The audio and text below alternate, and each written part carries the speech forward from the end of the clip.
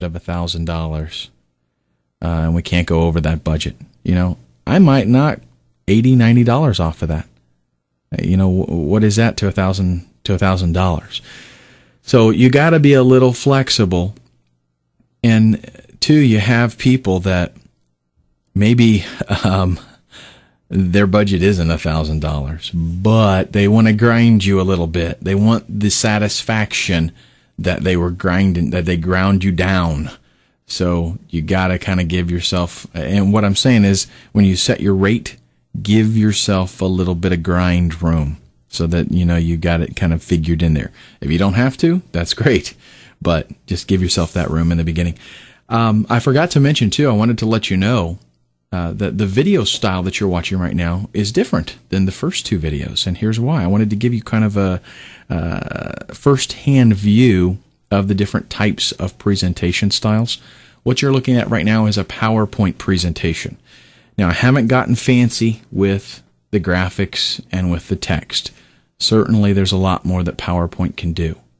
But this is a basic presentation. You see how the text comes up on the screen, and you press the arrow key or spacebar on your keyboard, and it goes to the next topic. Like, I'll go ahead and that's a perfect segue into the next topic, which is communication is the key. Whenever dealing with a client, and that is whether you do it on one of the sites that we're going to talk about on the next slide, or you're doing an email or whatever, you have to understand that you're kind of unknown to them if they haven't worked with you before. And of course, whenever people do business on the internet, a lot of things are unknown, and there's kind of a trust issue there. Plus, people like answers right away. They're dealing with somebody online. So, if you're in California and they're in New York, they want to be able to ask you a question and get a response, like not 3 days later.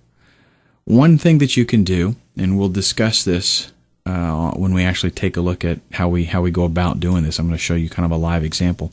One thing that you need to do is make yourself available. That means instant messenger. That means email. That means reply quickly. Communication is the key. So these are the 4 things that we're going to talk about in this module, and we're going to go kind of into a little bit more detail.